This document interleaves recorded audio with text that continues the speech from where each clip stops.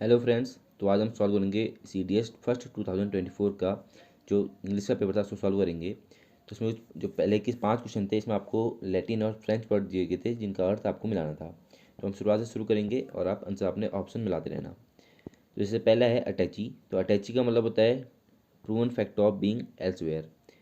और aperitif aperitif का मतलब होता है a drink just before a मील।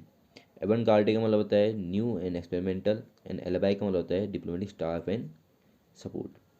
ऐसे ही दूसरे में जाएंगे। दूसरा है स्वी जेनेरिस फैक्टा नॉन वर्बा म्यूटासिस मुटेंडिस नॉन सिक्यूटर। तो इसकी जब आंसर मिलाएंगे तो इसमें आपको पता है जैसे जो फैक्टा नॉन वर्बा है तो फैक्टा नॉन वर्बा का मतलब होता है फैक्ट्स डीड्स नॉट वर्ड्स। ऐसी स्वी जेनेरिस है, स्वी जेनेरिस का मतलब होता है nothing else like it. Mutatis mutandis का मतलब होता है remaining same despite changes. And non sequitur का मतलब होता है conclusion not drawn from stated logic. तो ये कुछ ऐसे शब्द हैं जो बीच बीच में कोई अगर सीरीज आप देखते हैं या कोई शब्द बोलते हैं तो उसमें आते हैं, तो इस हिसाब से आपको यूपीएससी ने दिए हुए थे।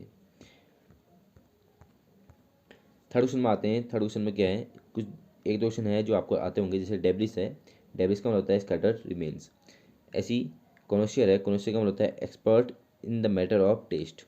तो जैसे हम फ्रेंच कॉनोशियर कहते हैं, कॉन्श्योर या कॉनोशियर कहते हैं, तो उसका मतलब होता है कि expert in the matter of taste. ऐसी कुलडेसेक, कुलडेसेक का मतलब होता है street with a closed and.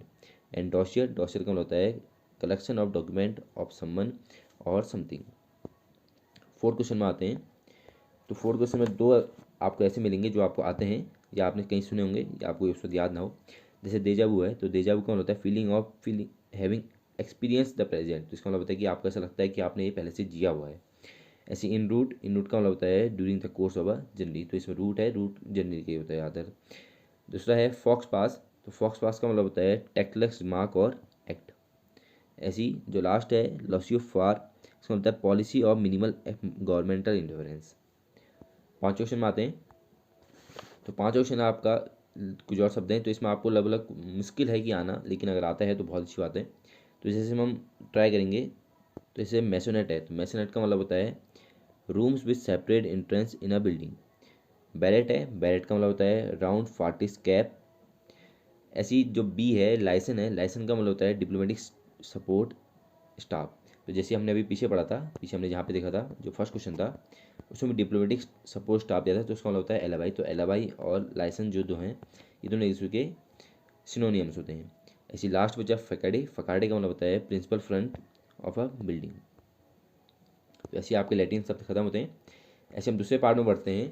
तो दूसरे पार्ट में जो है adaptation of the borrowed word. तो ऐसे शब्द जो हमने बाहर से लिए हैं जिनको ज़्यादातर यूज होता है तो उसके लिए हैं, तो उनका अर्थ बताना था। तो जैसे हमारे पास है एप्लॉम, तो एप्लॉम का मतलब होता है सेल्फ कॉन्फिडेंस। आगे बढ़े। दूसरा है कॉन्डिंग, कॉन्डिंग का मतलब होता है punishment appropriate of wrong doings. Third one है, थर्ड वन थोड़ा सिंपल था तो उसमें आपको आता होगा शायद। तो यह है इन कम्युनिकाडो। तो इन कम्युनिकाडो का मतलब होता है नॉट वांटिंग और टू एबल टू कम्युनिकेट। जैसे इसके वर्ड में ही है कम्युनिकाडो, कम्युनिकेट करना मतलब कम्युनिकेट करना, इसका मतलब कि नॉट एबल्ड और डूइंग टू कम्युनिकेट। नाइन्थ है गैस्ट्रोनॉमी। तो इस गैस्ट्रोनॉमी में बहुत सारे बच्चे कंफ्यूज हुए हैं, तो उनको लगता था कि गैस्ट्रोनॉमी जैसे गैस में जो पेट में जो गैस होती है उसकी वजह से होता होगा, लेकिन गैस्ट्रोनॉमी एक art and science of the food and eating है। तो ये खाने से संबंधित है, जिसे हमारे हैदराबाद को कहा जाता है हैदराबाद खाने के लिए बहुत फेमस है। लास्ट है एक्सपर्टाइट। तो एक्सपर्टाइट का मतलब होता है रेजिडेंट आउटसाइड कंट्री और सिटीजनशिप। तो आगे बढ़े।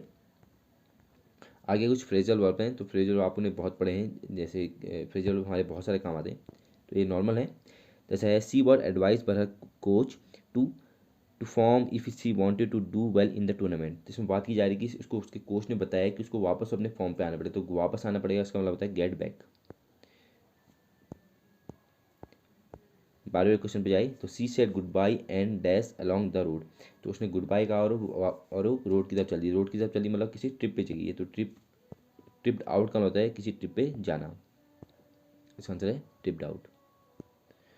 13 क्वेश्चन पे जाए। तो इसका मतलब है कि the train reported that they had dash the contract with tooth and com before forwarding the recommendation. तो इसका मतलब है कि उसने टूथ एंड कॉम का मतलब होता है कि उसने उसको पूरा जांच पर रख लिया है। इसका मतलब है कि उसने टीम ने कहा कि हमने इस कॉन्ट्रैक्ट को पूरा जांच रख लिया है, तो उसके लिए शब्द आता है पोर्ड ओवर का।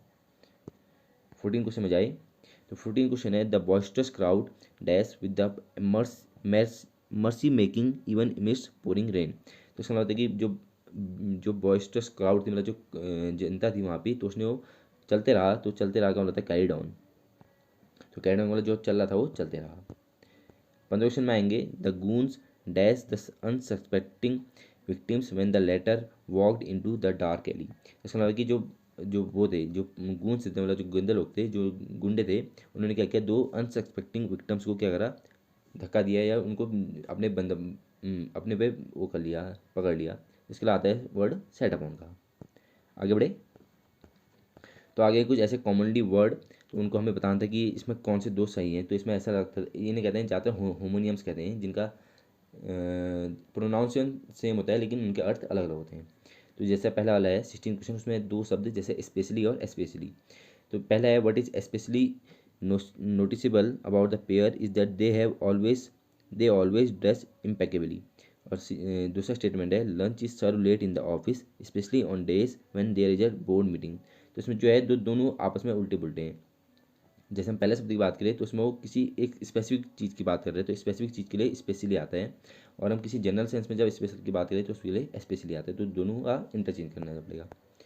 70 क्वेश्चन में जाए तो है the matter was solve amicably between the group even though there were so many of them. तो इसमें आपको बताया गया कि सो मैनी है, तो सो मैनी मतलब बहुत ज़्यादा है, तो बिटवीन जो होता है दो के लिए आता है, लेकिन अमंग जो आता है सबके लिए आता है, बहुत ज़्यादा के लिए आता है। तो पहला वाला तो गलत हो गया।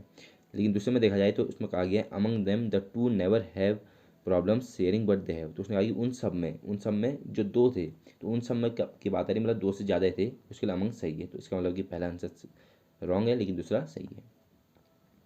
18 क्वेश्चन है, पहला स्टेटमेंट है we shall have to present somewhere before the dean and explain our behaviour. इसमें कहा गया है कि हमें ऐसा करना चाहिए, तो जब करना चाहिए की बात आती तो शैल का होता है प्रयोग।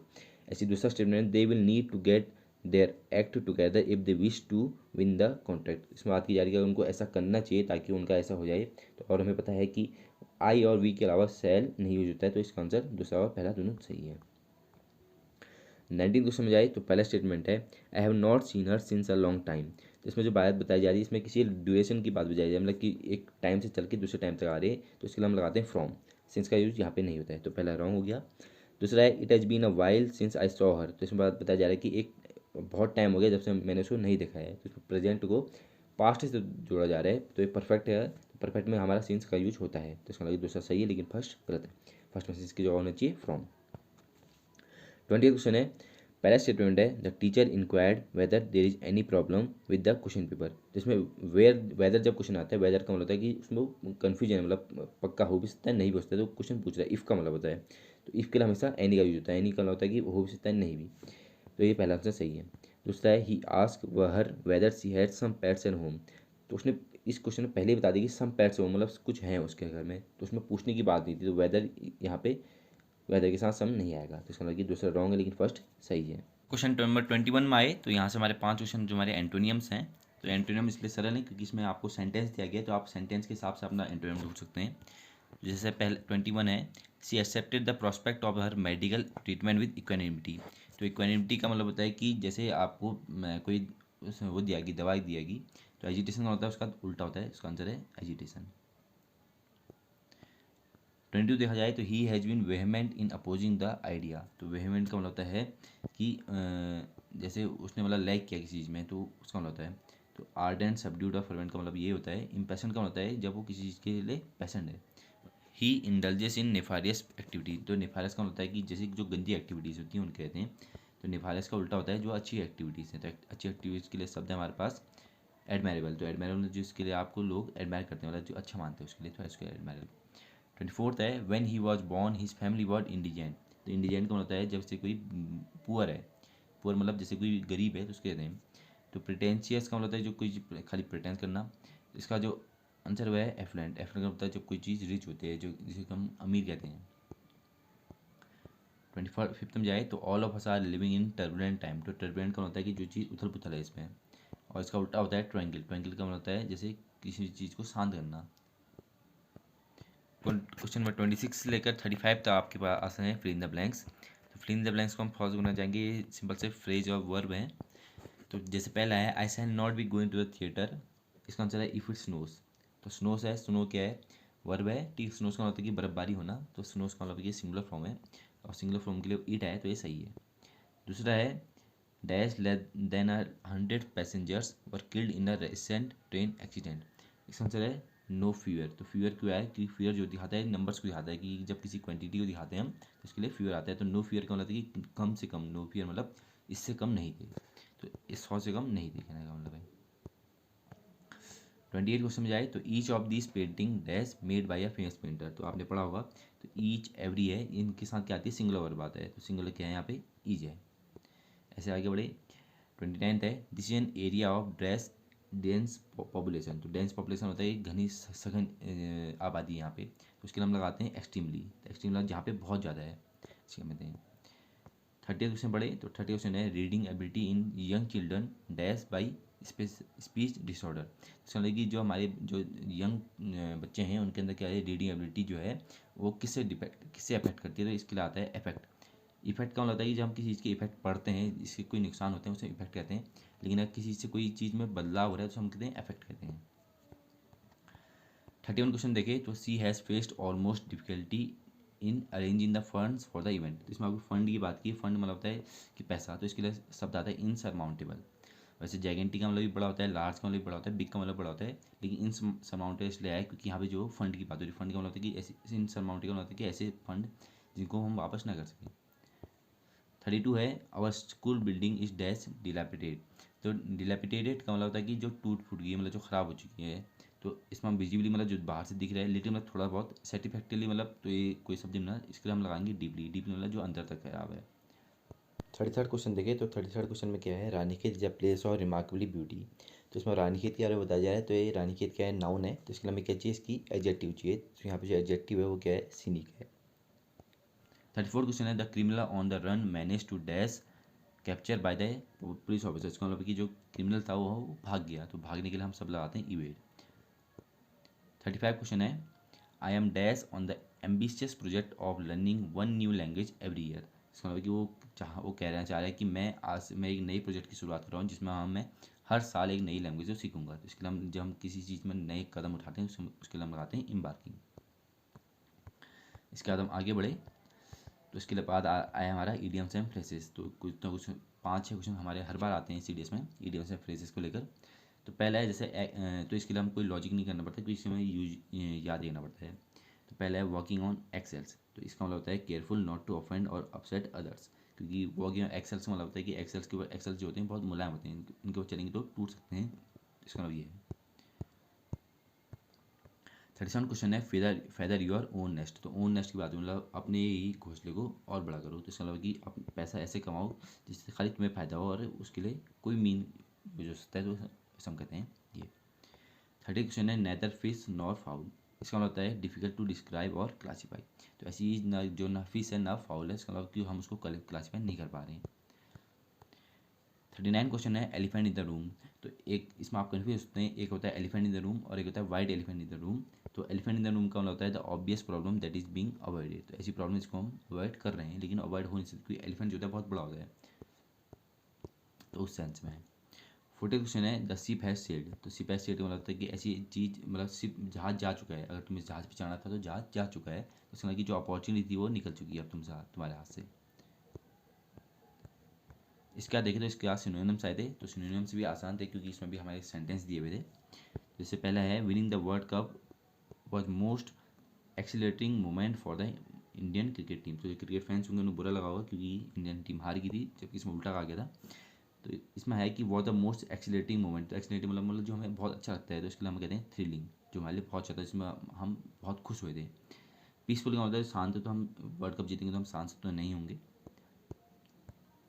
42 क्वेश्चन है justice prevailed and the murderer was decapitated. तो डिकैपिटेटेड का मतलब होता है कि जब किसी का सर कलम कर देते हैं, तो सर कलम करने के लिए शब्द आता है, उसके कहते हैं बी हेडेड।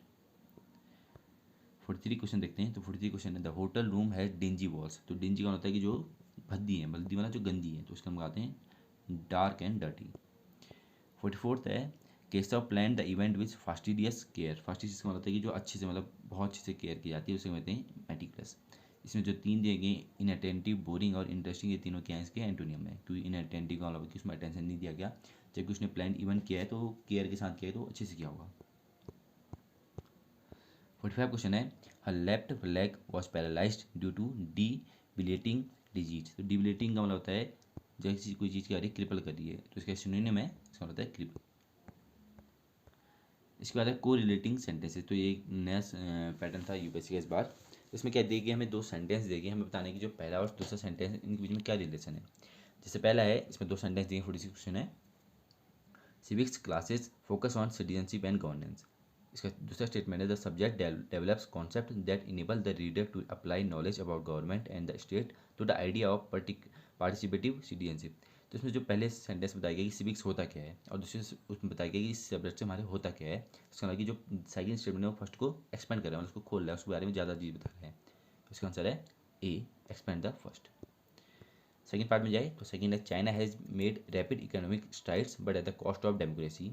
ऐसी दूसरा स्टेटमेंट है, India has followed the path towards rapid economic growth but by avoiding by the norms of democratic polity. इसमें क्या है, तुम सेंटेंस एक दूसरे के क्या है, कॉन्ट्रडिक्टरी हैं, क्योंकि पहले बताया जा रहा है कि चाइना ने क्या किया है, डेमोक्रेसी खो दी है लेकिन इकोनॉमिक ग्रोथ हुआ है, लेकिन दूसरे में बताया गया कि इंडिया ने ग्रोथ तो की है लेकिन किसके साथ साथ, डेमोक्रेसी के साथ साथ। इसका आंसर है ओवर सा कॉन्ट्रास्ट टू द फर्स्ट। इसमें पहला कॉन्ट्रास्ट, पहला और दूसरे के बीच में क्या है, कॉन्ट्रास्ट है, दोनों अलग अलग। अब आते हैं क्वेश्चन नंबर 48 पे। तो इसमें पहला सेंटेंस है, द कॉन्सेप्ट ऑफ राइट और wrong needs to be determined on the basis of principles.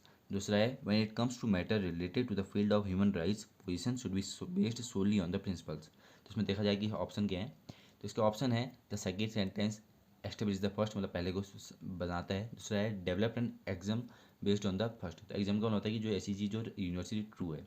इसमें देखा जाए तो पहले सेंटेंस में कहा गया कि द कॉन्सेप्ट ऑफ राइट और wrong need to determine on the basis of principle, कि कौन सही है कौन गलत है, इसे हमें सिद्धांत के रूप से बनाना चाहिए। तो इसमें दूसरा है, वो पहले को ही जस्टिफाई कर रहा है कि हाँ ये सही कह रहा है। तो इसका आंसर है बी। 49 क्वेश्चन है, the concept of ahimsa was adopted by Gandhi ji after he was introduced it to by Tolstoy. The latter first read about in the German translation of Thirukkural the great moral treatise in Tamil. दूसरा है, much in the same way the Gandhi was influenced by Tolstoy in the United States of America, Martin Luther King Jr. shaped his civil rights movement based on Gandhian principle।